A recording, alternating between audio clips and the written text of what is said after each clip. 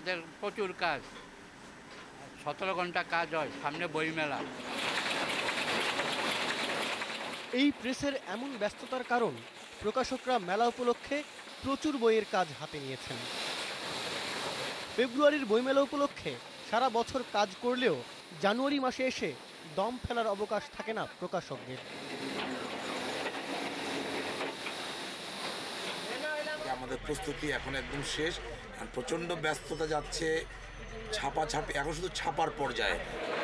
এই চরম ব্যস্ত সময়ে প্রকাশকদের প্রতি সহানুভূতিই ঝরল নিজের পাণ্ডুলিপির কাজ করতে বাংলা বাজারে আসা একজন লেখকের কণ্ঠে। লেখকরা তো লিখেই খালাস, তারপরে বিশেষ করে এখনকার যে সময় এখানে কম্পোজিটার, তারপর বিশেষ করে প্রোব দেখা, তারপর ছাপাখানা বাধাই, এই যে ব্যস্ততা, সেটা আমার মনে হয় যে খুব এক ধরনের প্রচণ্ড চাপই বলা যায়।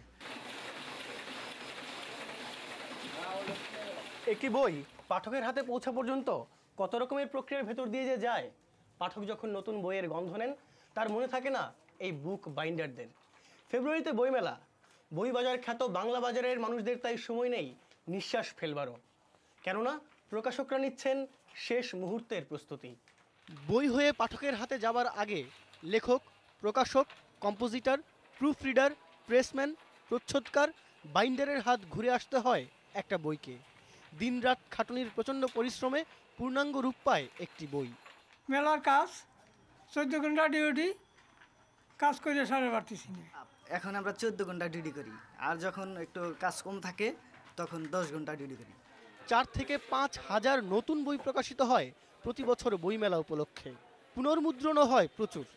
এই সমস্ত প্রস্তুতিতে ব্যস্ত এক সময় কাটাচ্ছেন এখন প্রকাশনা সংশ্লিষ্ট পেশাজীবীরা। ফেব্রুয়ারিতে যারা আপনার হাতে তুলে দেবেন আপনার প্রিয় লেখকের নতুন বইটি।